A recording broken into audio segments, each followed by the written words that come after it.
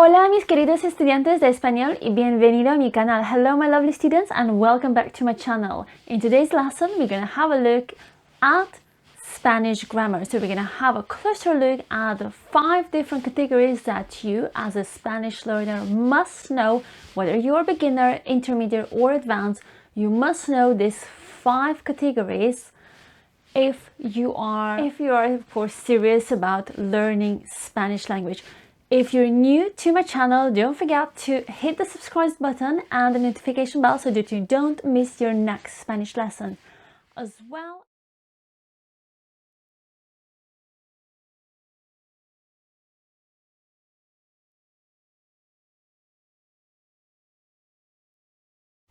this is the second lesson on the basics of Spanish grammar. So if you have missed my first lesson, do have a look at here, as it's going to explain. Okay, without further ado, let's get into the lesson. You need to cover.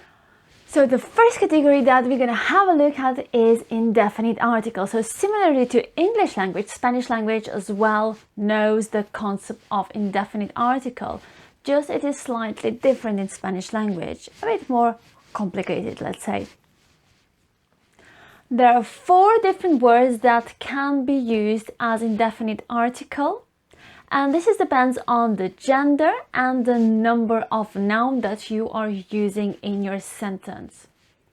These 4 words are equivalent for English indefinite article a or un. So when you're naming unspecified object or subject and you want to put indefinite article in front of it, like in English example, it would be a car, a pen, or an orange, an apple.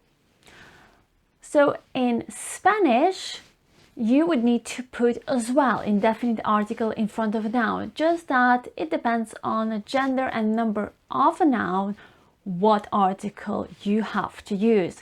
So the first one that we're going to have a look at is un. For example, un coche, un chico, un bolígrafo. So this is an example of indefinite article that I need to use if I'm using in my sentence a masculine singular noun. So if I'm talking only about one object or subject in my sentence. If I'm talking about the masculine noun, but I'm talking about the plural, then I would need to use indefinite article unos, like unos coches, unos bolígrafos. And if I'm talking about the feminine noun, then I would need to use indefinite article una, like una casa, una tienda, una chica. And if I'm talking about the feminine noun, but it's a plural feminine noun, then I would need to use indefinite article unas. Like an example, unas casas, unas tiendas, unas chicas. So the main thing that you would need to know is, of course, a gender of a noun.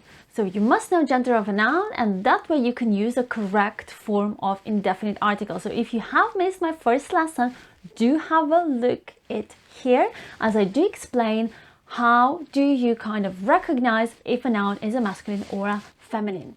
The second category that we're going to have a look at is a definite article. Similarly to an English language, Spanish language as well knows category of a definite article. So if I'm talking about the specific object or a specific subject, then I would need to use a definite article, just like in English. But, of course there is a but, in Spanish language, there are 4 words that can be used instead of one word in English, which is definite article de. So this depends, again, based on the gender and the number of a noun. So if a noun is a masculine, then I would need to use the definite article el, like el coche, el bolígrafo. If this is a singular noun, of course, if a noun is a masculine but it's a plural noun, then I would need to use the definite article los, like los coches, los bolígrafos, los chicos. And if a noun that I'm using is a feminine noun, then I would need to use an article la, like la tienda, la casa, la chica. And if this feminine noun is a plural noun, then I would need to use a definite article las. Las casas, las tiendas, y las chicas. So as you can see, there are 4 different words that you need to remember to be able to use correctly a definite article in Spanish language. But they're all in English translated as the definite article de. And the third category that we're going to have a look at are pronouns. Now we're going to have a look only at the personal pronouns. I'm going to talk about the pronouns in more detail in my upcoming lessons. So the personal pronouns, why do you need to know them, are of course the ones that you need to use in a sentence to make either a statement or to name an object or a thing, just like in English language. Personal pronouns in Spanish language change form, just like in English language, depending on whether this personal pronoun is a subject in a sentence or is it an object in a sentence, similar like in English language. If we have a look at the example, I see her, in the sentence the personal pronoun I is a subject pronoun because this is the subject who is doing the action, and then I see her, this personal pronoun her is actually an object pronoun. And similarly in Spanish language, there are a subject pronouns and an object pronouns, both referring to the personal pronoun. What's important for you to kind of keep in mind when you're learning about the personal pronouns in Spanish is that personal pronouns, especially when they are a subject pronouns in a sentence, they're often in Spanish language omitted. So instead of saying yo veo, I see, I can just simply say veo, which is also translated as I see, because the subject who is doing the action, I can kind of guess from the ending of the corresponding verb that is expressing this action. So there is no need to use actually a personal pronoun in Spanish. Now let's have a look at the different forms of subject pronouns that exist in Spanish language. Yo means I. Tú means you, singular, for one person, and if I'm referring to that person in an informal way. Él or ella, he or she. Usted is you, singular, but a polite form. Nosotros, we. Vosotros, you, plural, informal way of addressing someone. Ellos y ellas, they. So ellos referring only to a group of boys or a mixed group, and ellas referring only to a female group of subject. And then of course ustedes, which is you, plural, but if I'm referring to that group in a polite form. Now, I have mentioned you as a translation of different forms of Spanish pronouns quite a lot. That probably have confused you.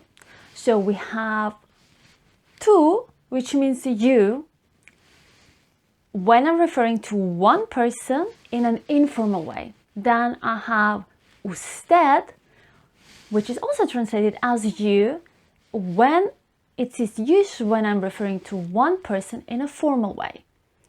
Then pronoun vosotros is translated as you, but it's used when I'm referring to a group of people and if I'm referring to this group of people in an informal way. And then ustedes is also translated as you, but I need to use ustedes if I'm referring to a group of people in a formal way. So the key thing to know about the personal pronouns is that tú y vosotros is an informal way of addressing someone that you would address as you in English, and usted or ustedes is a more polite or formal way of addressing someone who you would address in English as you as well. Now, the second category of the personal pronouns that we're going to have a look at are object pronouns. So object personal pronouns. So what's important for you to know is that there are actually two different categories when it comes to the object pronouns in Spanish language. One of them is direct object pronouns, which is complemento objeto directo, and the second category is indirect object pronouns, which is complemento objeto indirecto, so indirect object pronouns. The form of direct object pronouns and indirect object pronouns differ only in third person, singular and plural. So for the person I, you, singular, we, and you, plural, these direct object pronouns and indirect object pronouns are actually the same forms. So me, te, nos, os. And it's only the third person that you actually have to have a closer look at different forms. For the direct object pronoun, for the third person, it will be lo or la. So the direct object pronoun for the third person is either lo or la, and that depends on the, you probably guessed it, yes, on the gender of the noun. So knowing the gender of the noun, it is extremely important. Lo you use if you're substituting an object or a subject that is masculine, and la you're using if the subject or object that you're substituting with it are feminine. And we're going to have a closer look in examples, of course. Now, if it's a plural, then you would need to use los for masculine plural nouns and las for feminine plural nouns. So this is for the direct object pronoun. Indirect object pronoun, however, have the form le if it's both ways, masculine or feminine. Both of them have the same form, which is le. And then for the plural, it would be les. Now let's have a look in examples how to use it. For example, if I said I bought a book, compré un libro, and I would like to substitute the un libro with the object pronoun, I would need to use a direct object pronoun, and this would be lo, because un libro, it's a noun that is masculine and singular. So in my new sentence, when I'm substituting this noun with an object pronoun, that would be lo compré. Let's have a look for a feminine noun. For example, if I said I saw flowers, vi unas flores, and this unas flores, it's a feminine and plural noun, then I would need to use a direct object pronoun that is feminine and plural, which is las. And then in the new sentence, that would be las vi. Let's have a look at example for the indirect object pronoun. So in a sentence, I bought flowers for my mom would be compré unas flores para mi mamá. And you want to substitute for my mom, para mi mamá, with the indirect object pronoun. That in the new sentence would be le compré unas flores. Le compré unas flores, and this indirect object pronoun le is now substituting my mom from previous sentence. Now the fourth category that we're going to have a look at is how to make a negation in Spanish language, and this is quite straightforward and it's very easy. You simply need to put the word no in front of the main verb of the sentence.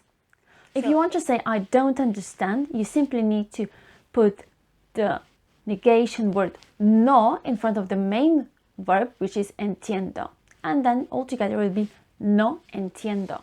So that's how simple it is. You simply need to put the negation word no in front of the main verb.